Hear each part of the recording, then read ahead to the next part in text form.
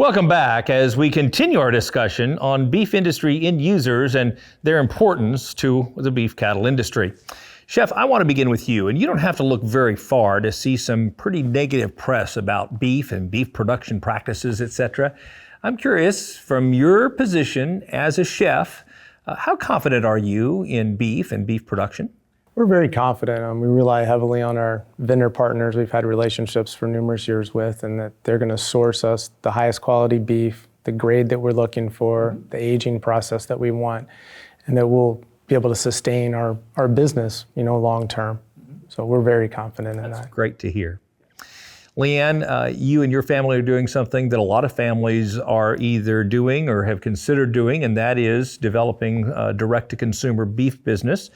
In your estimation, what are some of the key opportunities and maybe some of the watch-outs that you would guide us towards? There's so many opportunities.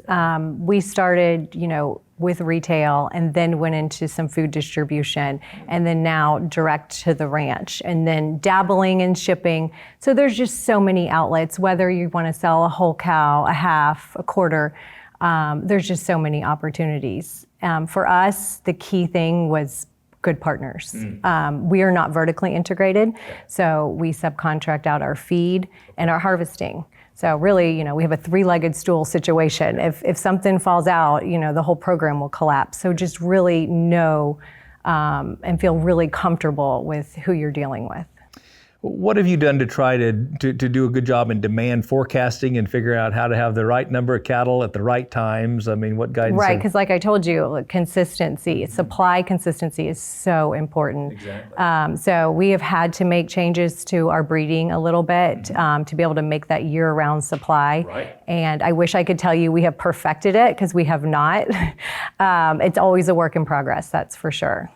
DeAnne, what are some things that farmers and ranchers can do to help continue driving demand for beef and confidence in our beef product? I always tell the producers when I get out on the ground and I have a chance to talk to producers, I say, to maintain our spot in the marketplace is so important. And our first job to doing that is to provide stellar care to our animals and to the land they graze on. That's a big part of our story.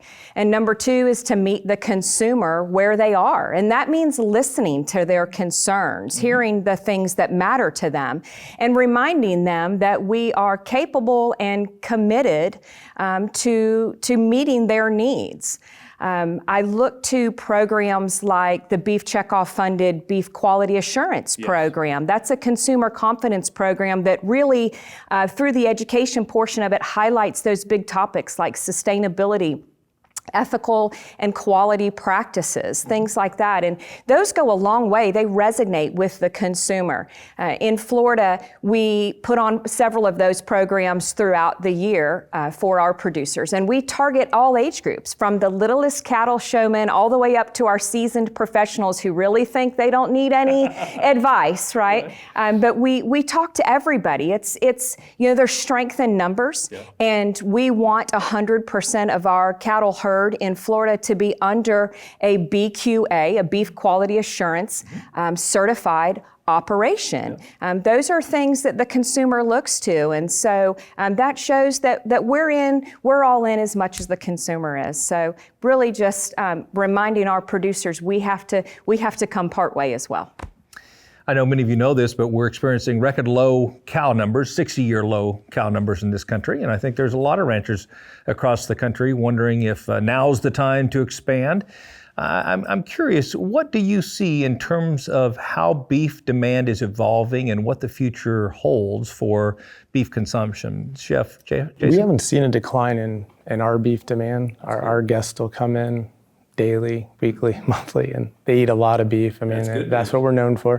We haven't seen any decline. We haven't really seen a shift in preferences. Like we were talking earlier, fillets still drive the market. That's what everyone wants. But we haven't seen a decline at all. I mean, they like maybe some different options. Sometimes they're asking for different cuts, larger cuts, smaller cuts, stuff like that, but not a decline in the actual beef. Really good news. LeaAnn? The same. Our business has grown every year.